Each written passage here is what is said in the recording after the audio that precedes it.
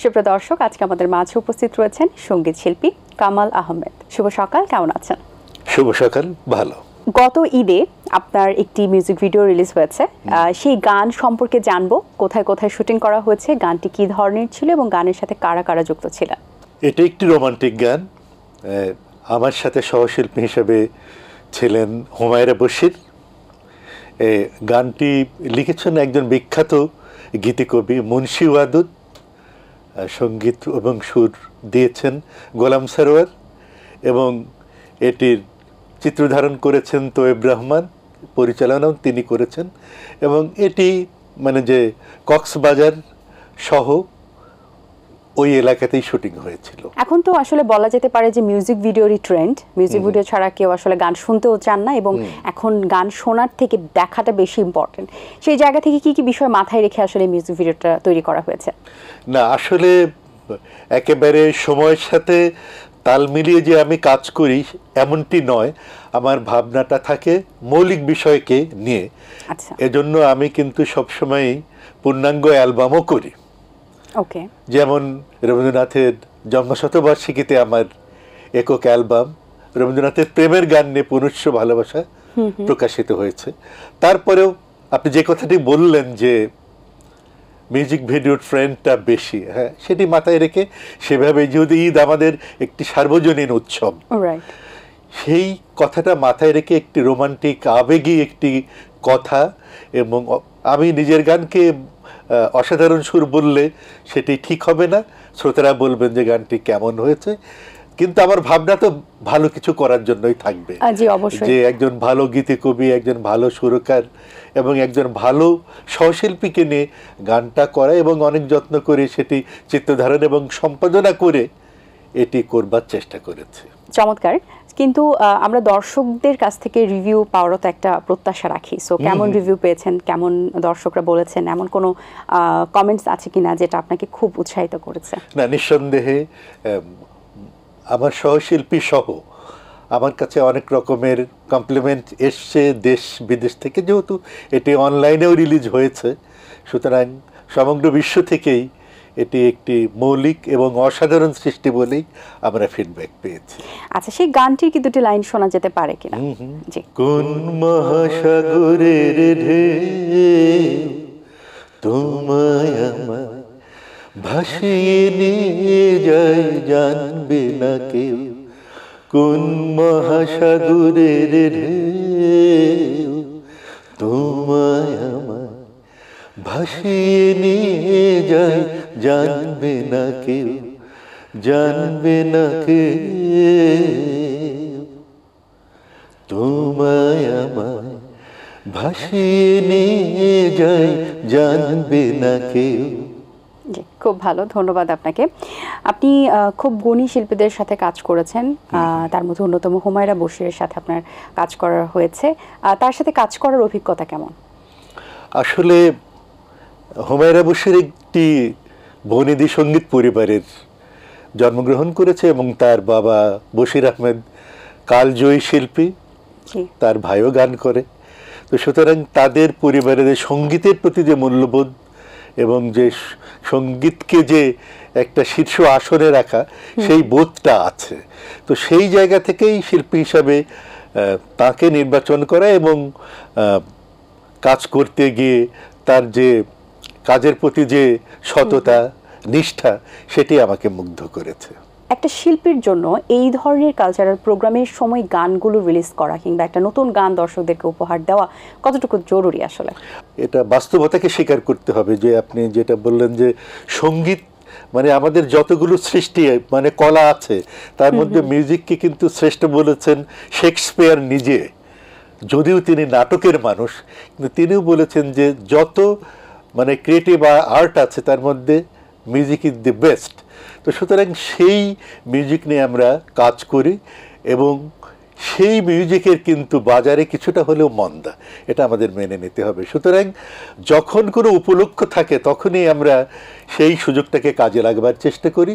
সেই সময় যেমন ঈদে আমার হুমায়রা বশিরের সাথে গান এসছে, পহেলা বৈশাখে রবীন্দ্রনাথের একটি প্রেমের গানের মিউজিক ভিডিও রিলিজ করলাম সুনীল সাগরে শ্যামল কিনারে। কারণ এই সময় শ্রোতারাও, দর্শক শ্রোতারাও চায় যে কি কি বাজারে আসলো, একটু খোঁজ রাখার চেষ্টা করে কি কি রিলিজ হলো, সেই গানগুলো তখন কিন্তু তারা একটু শুনবার বা দেখবার চেষ্টা করে।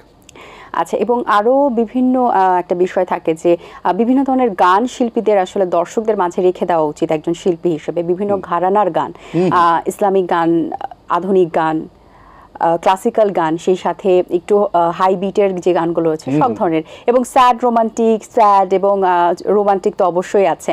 সব মিলিয়ে এই শিল্পীদের যে বিভিন্ন ঘরানার গান যে আসলে দর্শকদের উপস্থাপন ও করার যে একটা বিষয় থাকে, সেটা আসলে কতটুকু একটা শিল্পীর জন্য করার দরকার, এবং তার কালেকশনে আসলে মৌলিক গানের কালেকশনে কতটুকু থাকা দরকার?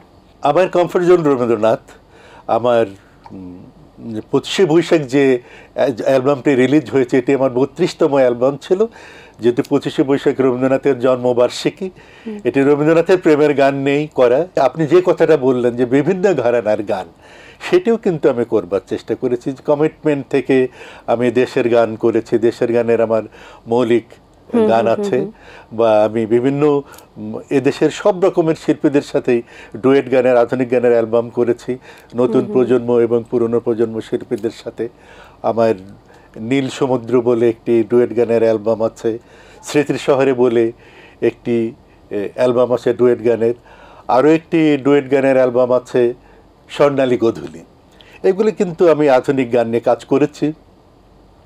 21-এর গান নিয়ে এদেশের কোনো শিল্পী একক অ্যালবাম করে নাই, আমি করেছি 21-এর স্বরলিপি। সেই মূল্য উৎসবে একটি কাজ করেছিলেন, সেটি পুরনো গানকে কম্পাইল করে, কিন্তু আমার 21-এর স্বরলিপির প্রতিটা গানই মৌলিক। তবে রবীন্দ্রনাথের দেশের গান নিয়ে আলাদা অ্যালবাম করেছি, রবীন্দ্রনাথের বর্ষার গান নিয়ে আলাদা করেছি, প্রকৃতি পর্যায়ের গান নিয়ে করেছি আলাদা অ্যালবাম, প্রেমের গান নিয়ে করেছি, পূজার গান নিয়ে করেছি, রবীন্দ্রনাথের সকল পর্যায়ের গান নিয়ে করেছি। এবং বাংলা গানের যে আধুনিক গান বা দেশের গান নিয়ে আমি করেছি। তারপরে বললাম যে 21-এর গান নিয়ে করেছি, এবং মানে যে আরও যে বিভিন্ন সময়কে নিয়ে সে গানও করেছি।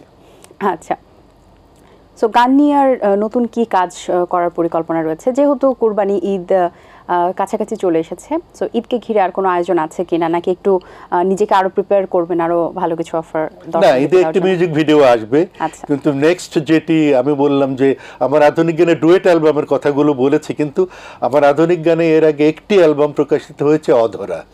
এখন আমি মানে মৌলিক আধুনিক গান নিয়ে কাজ করছি, এটি তো একটি সময় লাগবে পূর্ণাঙ্গ অ্যালবাম করতে, সেটি আসবে। তবে আগামী ঈদে একটি মিউজিক ভিডিও আসবে। গানের চর্চা করা শিল্পীদের জন্য কতটা জরুরি, এবং যারা এখন গানের শিল্পী রয়েছেন, নতুন প্রজন্ম যারা কাজ করছেন, তাদের মধ্যে হয়তোবা চর্চার বিষয়টা একটু কম, অনেকে হয়তোবা খুব সাধনার জায়গা থেকেও করেন, আপনার কাছে কি মনে হয় তাদের করাটা কতটুকু জরুরি এবং তারা কতটুকু করছেন? আসলে যারা ফ্রন্ট লাইনে এসছে তারা অবশ্যই অনেক চর্চা করে পদ্ধতিগতভাবে শিখেই এসছেন। আর যদি কেউ না শিখে করবার চেষ্টা করেন, সেটি কিন্তু সফল হবে না। হয়তো কিছুদিন চেষ্টা করবেন, তারপরে নিজেই মানে যে বিফল হয়ে চলে যাবেন। সুতরাং মিউজিক এটা হচ্ছে সবসময় শিখবার বিষয়, সাধনার বিষয়, সেটি শিখতে হবে, এবং গুরুমুখী বিদ্যা যে কোনো গুরুর কাছেই শিখতে হবে। আপনি যে কথাটা বললেন ঘরানা, বিভিন্ন ওস্তাদের বিভিন্ন ঘরানা আছে, ক্লাসিক্যালের ঘরানা আছে, নজরুলের গানের ঘরানা আছে, আধুনিক গানের ঘরানা আছে। আধুনিক গান হলেও সেটা শিখবার বিষয় আছে। সুতরাং শেখার কিন্তু বিকল্প নেই, আগে নিজেকে তৈরি করতে হবে, তারপর পারফরমেন্স করতে হবে।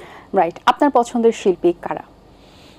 আমার পছন্দের শিল্পী এদেশে সামিনা চৌধুরী, রুনা লায়লা, সাবিনা ইয়াসমিন, তারপরে একেবারে নতুন যারা এসছে সানিয়া সুলতানা, লিজা, ঝিলিক, এদের সাথে আমি কাজ করেছি, অবন্তী সিথি, এদের সাথে কাজ করে, এরা আমার প্রিয় শিল্পী।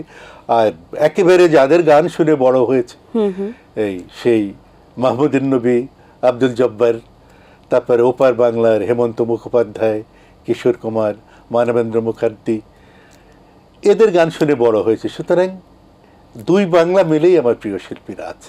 বা খুব ভালো। সো নতুন যে প্রজন্মের কথা আমরা বলছিলাম, কারণ আমাদের নতুন প্রজন্মই তো আমাদের সামনের দিকে আবার এগিয়ে নিয়ে যাবে, তারপরে আবার প্রজন্ম বাই প্রজন্ম চলতে থাকবে, তাদের সাথে কাজ করার অভিজ্ঞতা কেমন? আমি তো বললাম যে নতুন যারা স্টার আর্টিস্ট সবার সাথে আমি কাজ করেছি। আসলে আমি একটি কথা বলেছি কিন্তু, যে যারা ফ্রন্ট লাইনে এসছে তারা কিন্তু সাধনা করেই এসছে, এবং যারা ভালো করছে তারা সাধনা করেই করছে, এবং তাদের ভিতরে গানটা শিখবার বা গাইবার সেই আকুলতাটাও আছে। বিশেষ করে মৌলিক গান সব শিল্পীই করতে চান, তবে অস্থিরতা আছে, কারণ সমাজটাই এখন অস্থিরতার। সুতরাং সেইটা তারা যদি একটু বর্জন করতে পারে, সমাজে অস্থিরতা থাকবেই, কিন্তু সঙ্গীত সাধনা কিন্তু নিবিষ্টভাবে করতে হবে, একান্তভাবে করতে হবে, তাহলে সেই সঙ্গীতকে এনে আমরা সামনে এগোতে পারবো। এবার আপনার কণ্ঠে তাহলে একটি গান শুনতে চাই আপনার অ্যালবাম থেকে। হ্যাঁ, মানে শেষে যে রবীন্দ্রনাথের যে গানের যে অ্যালবাম, আসলে প্রেমের গানের অ্যালবাম, সেখান থেকে আমি একটি গান গাইবার চেষ্টা করছি। আমার একটি কথা বাঁশি জানে, বাঁশি জানে, আমার একটি কথা ভরে রইল বুকের তলা, কারো কাছে হয়নি বলা, কেবল বলে গেলেম বাঁশির গানে গানে, আমার একটি কথা। অসংখ্য ধন্যবাদ আপনাকে, ভালো লেগেছে আপনার সাথে কথা বলে। অনেক শুভকামনা রইল আপনার জন্য, এবং আগামীতে যে গানগুলো নিয়ে কাজ করবেন সেটা যেন আরও বেশি সফলভাবে দর্শকদের কাছে উপস্থাপন করতে পারেন। আপনাকেও অনেক ধন্যবাদ। এতক্ষণ যে সকল দর্শক শ্রোতারা আমাদের সাথে ছিলেন, সবাইকে একটা কথাই বলবো যে আসুন আমরা বাঙালির সংস্কৃতিকে ধারণ করি এবং লালন প্রসারে কাজ করি, থাকি নজরুলের সাথে, থাকি রবীন্দ্রনাথের সাথে। ভালো থাকবেন সবসময়। আপনি ভালো থাকবেন। দর্শক, আশা করছি আজকের আয়োজন আপনাদের ভালো লেগেছে। আজ এই পর্যন্ত। আপনাদের সঙ্গে দেখা হবে আগামী পর্বে নতুন কারোর সঙ্গে। সেই পর্যন্ত ভালো থাকবেন, সুস্থ থাকবেন এবং এটিএন বাংলার সাথে থাকবেন অবশ্যই। সবাইকে আল্লাহ হাফেজ। দিন আসে দিন যায়, সময়টা চলে যায়, তবু আছি এই বেশ ভালো। জীবনটা রঙময়, যেভাবেই হওয়া চাই, নয় কভু সাদা কালো। এই আশাতে স্বপ্ন ভাসে, সুখ হাসে চোখে মুখে, চায়ের চুমুকে।